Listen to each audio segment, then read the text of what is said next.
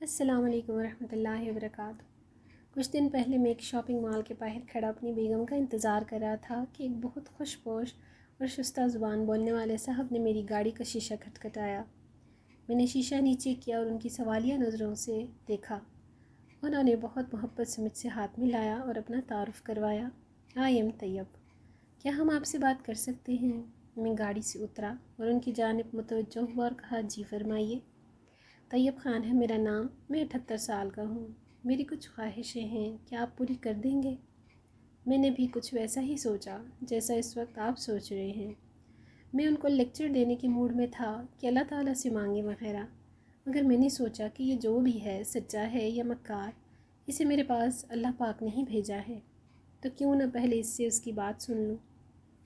میں نے کہا، جی میں کوشش کروں گا، آپ حکم فرمائیں۔ ان کے چہرے پر ایک حیرت اور خوشی کے ملے جلے تاثرات ابھرے۔ انہوں نے کہا، کیا واقعی آپ کوشش کریں گے؟ میں نے انہیں یقین دلایا اور تحمل سے ان کی بات سننے کے لیے ان کی جانب متوجہ ہوا۔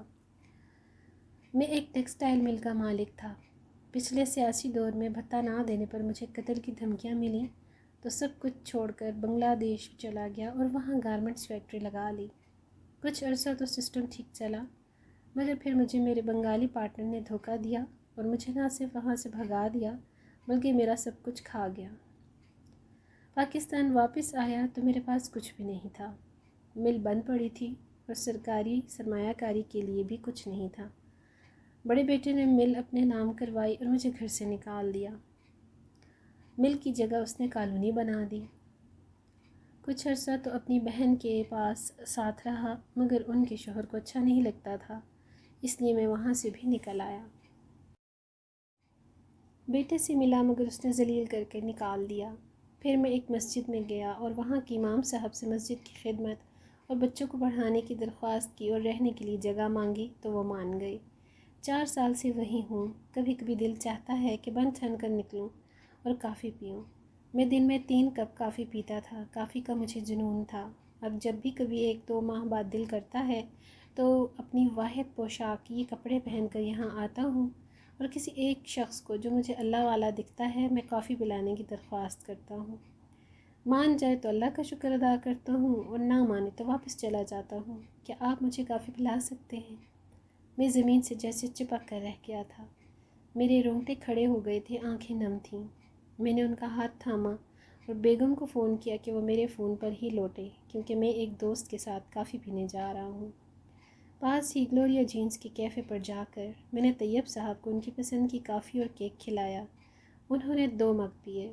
ہم نے مزید باتیں نہیں کیں اور خاموشی سے کافی پینے کے بعد باہر نکل آئے۔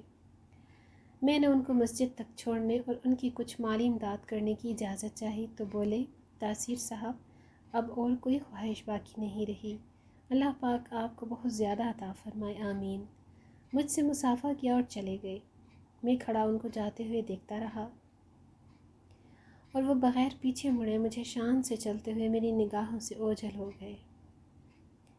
کسی کی خواہش کی تکمیل کے لیے سوچا نہ کریں اور ہر کسی کو لیکچر نہ دیا کریں۔ یہ جو آپ کے در پر دستک دیتے ہیں نا، یہ اللہ کے مہمان ہوتے ہیں۔ ان کی قدر کیا کریں کیونکہ وقت ایک سا نہیں رہتا۔ ویڈیو اگر اچھی لگے تو لائک اور شیئر ضرور کیجیے گا۔ مزید ایسی اچھی ویڈیوز کے لیے چینل کو سبسکرائب کر لیجیے۔ اگلی ویڈیو تک اللہ حافظ۔